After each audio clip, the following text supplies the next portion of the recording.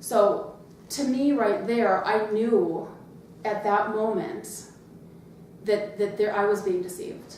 That there was something that they, and they were, I don't know what their deal was. I don't, given the way that they got rid of me from Atomic Learning and given the things that they said about me there that weren't true, there's no way that it was just a big joke to them. And it wasn't to me because it was my entire life. Yes. So, and they were edging out people because it helped their profit line.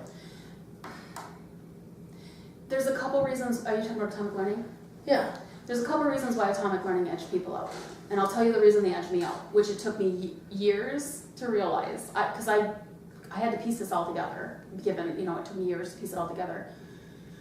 When Granite Equity Partners bought out Atomic Learning in 2008, I believe it was. And now keep in mind, I started in 2007. So 2008, Granite Equity Partners bought Atomic Learning out. At the time, Granite Equity gave the investors, so like Ron Kresha, Dan Meyer, Brian Westerberg, all the original guys, and there's some of those guys are really nice guys, by the way, but some of them aren't. When they gave them a ton of money to buy Atomic Learning. The investors gave all of us employees some of that money and said, if you guys match this and put it back into the company, you can then be invested in the company. At the time, I was a single mom. I didn't have the money to invest in the company, so I couldn't do it. I couldn't afford to become an investor of the company. That was my reason. No other reason than that. And why I said it like that is because I feel like they think I knew more than I knew, and that's why they targeted me. I was just a struggling single mom trying to live my life. So there was no reason for them to do that to me. When you didn't invest, they thought, she knows something? It's my thought now. It took me years to get to that point. I thought it was personal. For the longest time, I thought it was just a personal attack on me, just because there's mean girls. There was mean girls in the office. I thought they're just trying to be mean. But now I really believe that it was a business reason. They pushed me out because I didn't invest in the company. Here's the thing, and here's the reason. Everyone who invested in the company had to sign extensive documentation. Of course, non-disclosure agreement, non-whistleblower, all these different things that essentially stated you could not talk about the back-end business deal. Silenced you, exactly. Because I didn't invest in the company, of course, I didn't sign any of that. Interestingly enough, when they got rid of me, they wanted to pay me $3,000 to sign it. And I said no.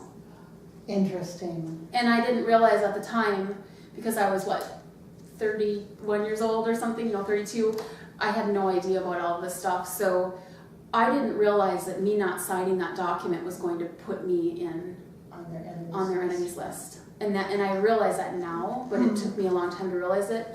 There was a gal that was basically the same thing happened to her a year before me. Her name is Carlene Schmidt. She lives in Brainerd. Really nice gal, but of course she signed it. They paid her $10,000. So she wouldn't be able to talk, I'm assuming. But I'm pretty sure it's pretty public knowledge that she signed that document and they paid her a bunch of money to do it. Anyway, so what ended up happening is I think because I didn't sign the document, that put me on their enemies list. I think they felt like I was a loose end. I was just somebody who was trying to raise my son and live my life. Right. I had no, I just wanted what was fair. That's all I'm about. So people who are plotting and scheming and trying to work all the angles always suspect everybody else of doing the same thing, which is why they suspected you.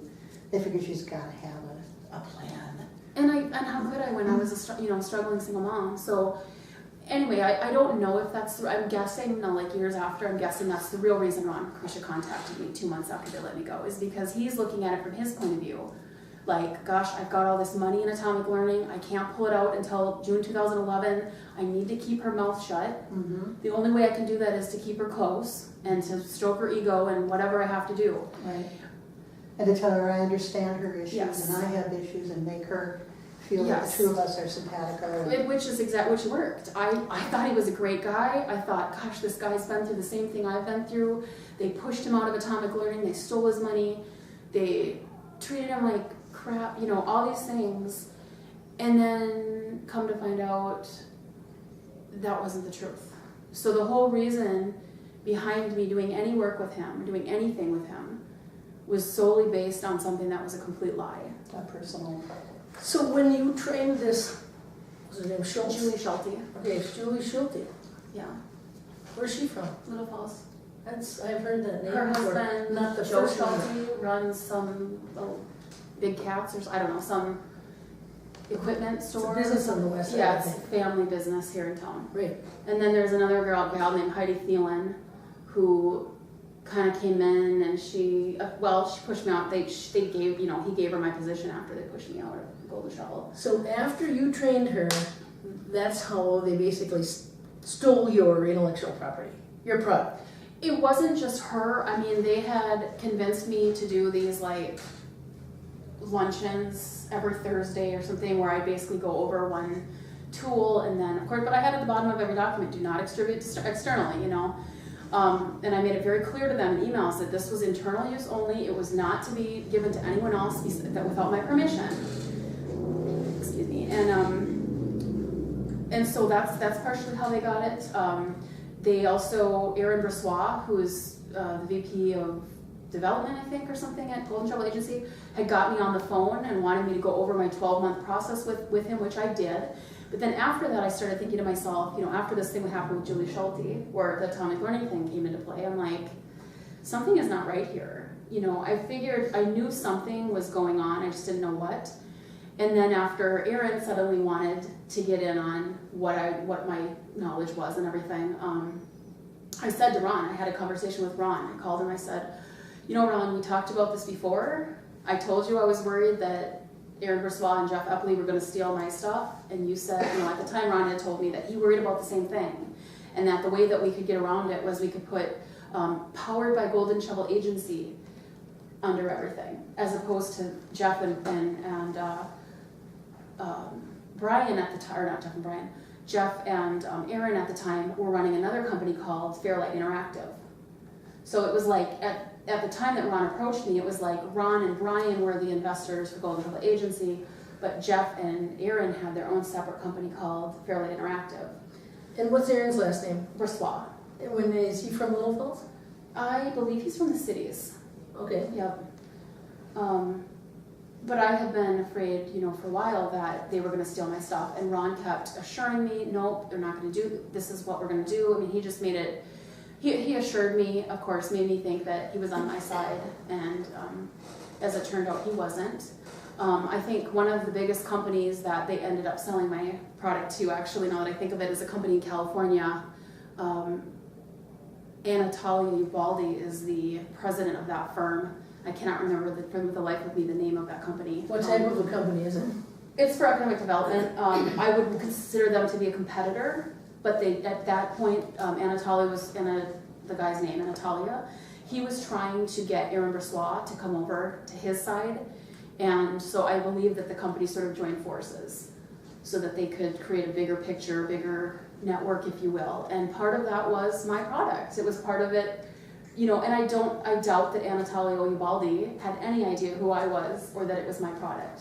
This arrangement that you had with Kresha, as far as under his employ or as a subcontractor, are you comfortable talking what that setup was, that arrangement that he alluded to? When I first started working with him, I was an independent contractor. I sent him rates. These are my rates. I sent him an invoice. I believe for the first week it was $1,000. I mean, I did a ton of work for this company. Originally, for the first, 4 months, it was just me helping to build Golden Shovel Agency up as a company. My product wasn't even, it wasn't even there yet. So it originally started with me sending him these are my rates.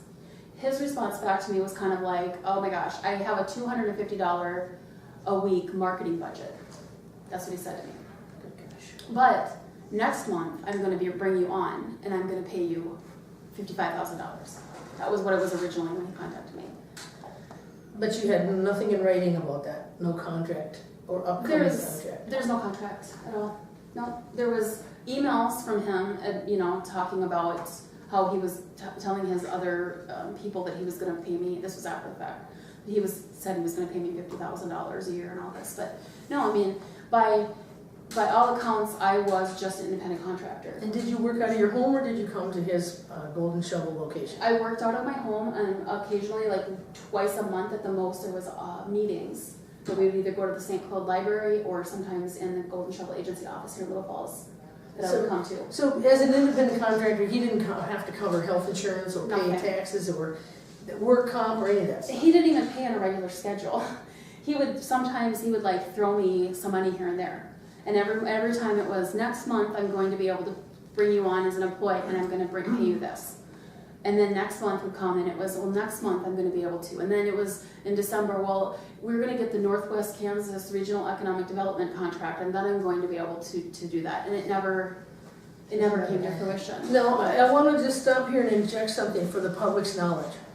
In the last month, I've been at meetings, I go to all the city council meetings and all the work Okay. sessions. And for several months, John Rademacher, our new administrator, has been talking about developing a new website for the city of Little Falls. Okay. And in those talks with, I believe it was either 3 or 4 companies, Golden Shovel Agency is one of them. In John's presentation at the last council work session, and then during the actual council meeting, before they voted to hire Ron Kresha's company, Golden Shovel, to develop the new website for the city of Little Falls at a price tag of almost $20,000. 10 grand or so up front, and then the others yet forthcoming when it's all up and running. He stated something that really caught my ear, and that was that the presentation that Golden Shovel had given wasn't as professional, and he really didn't know if it was something to this effect, not these exact words, that he didn't know if Golden Shovel would be able to adequately perform the job, if they could do what the city would need them to do in managing everything on the city website that they wanted to put on there or do on that new city website. They'd get their money's worth, in essence. And several council members made the comment, Frank Goshuk, one, I believe, and the other, Jerry and NAFLA, made the comment, well, it's a local company, if we have glitches or whatever, they're easy to get a hold of. And at some point, John, in the conversation, said that he, after talking with them, meeting with them a number of times, that he was confident that they would be able to do the job, and their offer was, if I remember, $10,000 to $15,000 cheaper than some of the other companies to develop the city website. And so your city council folks that you elected, your John Rademacher, new city administrator, the council just gave the authorization to hire Golden Shovel Company, owned by Ron Kresha, to develop the city website. I just wanted to put that in there. I mean, that saying they're cheaper is ridiculous. First of all, I think there's a couple other Minnesota companies. What is it, Civic Plus? Oh, maybe they're not Minnesota. There's at least one out of the cities that would be cheaper. And I know this because like I said, when I first started working with Golden Shovel Agency, Laura Horvath, who was their inside salesperson, she was the one who was making the cold calling sales, would say, we're not getting anywhere. These people keep hanging up on me. They don't know who Golden Shovel Agency is. They're not going to spend this much money for a website. And there's a cheaper one in Minneapolis. So, GovLoop maybe? I'm not sure what it's called, but that might have been one of the names that I heard. They're much cheaper. They're much more professional. I wish I had that, the council packet. I could maybe look it on here if my battery holds up. You go ahead. Yeah, well, and maybe get back at some point, read some of these emails. I'll read this one because this is interesting. So this was on April 16th, 2011, 2 days after I launched my product. Ron writes me on Saturday, April 16th, 2011. Ron Kresha wrote, Mary, I talked to the Little Falls Police Department today and they are interested in us doing their social media. What do you think of selling Gatekeeper to them? I don't think it would be too far out of our box. Thoughts? Ron. I wrote back, I said, Ron, that is a perfect idea. It seems like they could almost serve as an indirect industry focus group to gauge how well the service will perform. In my opinion, any community organization that provides support to economic development agencies would be a great candidate for Gatekeeper. Is that what you were thinking as well? He writes back, yes, I'll talk to him this week and it might be an interesting project for us. My goal is that we could leverage Gatekeeper to any government agency and coordinate all the communications for our community. Spoiler alert, part of my world domination theory, smiley face. Repeat that. I don't know what that means, but spoiler alert, part of my world domination theory. And he has that highlighted in his email. I highlighted that. Oh, you highlighted it? I highlighted that, yeah. Okay. Go ahead. So, the only correlation that I can come up with that, I mean, at the time, I didn't think a whole lot of it, but in hindsight, I remember that was kind of one of the main, on the mission statement at Atomic Learning. It was things like, honesty, integrity, world domination. And this is the truth, because I actually did the printed materials for Atomic Learning in the beginning. So I don't know what they mean by that exactly, other than I guess they just think that they're the elite and they're going to rule the world. But they can always claim that they're just being cute. Well, I guess that's what the average person would think, and that's probably what I thought when I first saw it. Now, knowing how he really is, knowing what he did to me and to my life, I look at that in a different way. I look at that like, he really does think he's better than everybody, and he just thinks that he's gonna run the world. Mm-hmm. He told me he was gonna be president of the United States someday, which I don't believe that will ever happen, but you never know. But it's an indicator. Can you find the email, because I don't think you've read it yet, where he suggests, or somebody suggests, selling this product? Oh, yeah, you talked about it, but not the email, where it talks about marketing this to the Little Falls Police Department. Can you find that email? It's did you this make a one. reservation? It's this one. Yeah. Yep. Did you just read that? I'm Yep. sorry, I No, was that's looking at fine. something No, that's else. okay. Yeah, I talked to the Little Falls Police Department today, and they're interested in us doing their social media. So he would have had to talk to Chief Shermers, because nobody else at that office would have that kind of authority to even discuss something like this. So he's been in communication, likely, with Chief Shermers of our police department. That world domination thing, I want to share with the readers that part of the tenets, and I think there's either 6 or 7 of the tenets in the Dominionist faith, which I believe is a dangerous organization, is indeed running for office, and it's almost an obligation in that faith, that credo dominionism, that you are willing to run for public office, and they have pillars or tenets that talk about like mountains and reaching the height of those mountains, and one of them is in government. And I have to say that some of the emails that I've read in your communication with him that involve faith and trust and those kind of things, in my opinion, and Teresa, you can make your own comment on this, I think you were very much being manipulated and used and taken advantage of. Exploited would be Exploited, that's the word. Mm-hmm. And I have to say that I have had concern for years about what I perceive as the good old white boy and their families opportunity hoarding clique in this town and in this county. And this ties right into it. Let me just point out for anyone who hasn't put this together. This is the Ron Kresha who's running for District 9B Minnesota House of Representatives of Morrison County. So he's currently a candidate now, and he's the incumbent. Mm-hmm. So he has the incumbent advantage, but this goes along with the running for office as an obligation of the on that particular set. So what did this all lead to? To kind of keep up with the story here, okay. and what happened next, and how that affected your life, and it's destroyed my life. As you can, you can go by this email, April 16th, 2011, him asking me permission to sell my product to Little Falls Police Department. That's him asking my permission because it was my product. In May, that's when the whole Julie Schulte Atomic Learning connection came into play for me, when I realized, holy buckets, I'm being played here, or I at least kind of had the first inkling that there was something that wasn't right. And I realized at that point I have to get away from these people, I have to get out of here, but now what do? I've just invested 9 months of my life. My financial situation was just completely obliterated. I'd never had a late bill before this. I was so proud of my credit. But I really trusted Ron. That was the big thing. That was the only thing that kept me in play in this, is that I trusted him explicitly or implicitly. When I realized that there was something going on, I went to him and I said, Ron, what's going on? Why is this happening? Like, what's going on here? And he was just very vague with me. Suddenly his tone totally changed with me. Everything, he just became a different person. So I basically said, I'm pulling out of this situation. But realizing, okay, I'm not gonna be the VP of marketing, I realized already that he was never intended to do that. He never intended to give me that, but I thought he was at least gonna live up to his end of the bargain of giving me the money that he owed me and also giving me a percentage of the sale of my product. So you ended up ending your independent contractor status with him at that point? Yes, I wanted nothing, I wanted no part of this. And did any of that money ever? Never. I went through years of court. One of the things that Ron ended up saying about me to other people is this.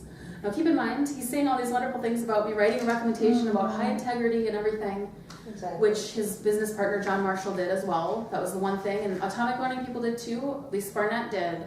A lot of other people from Atomic Learning did. High integrity, that was kind of what I'm about, really. But anyway, when I confronted Ron about, are you at least going to pay me the percentage of the sale of the product you promised me? His actual response, believe it or not, wasn't to me directly. He sent an email around to everyone at Golden Shovel and CC'd me on it about an article that was basically why social media experts should die in a fire. That was his response.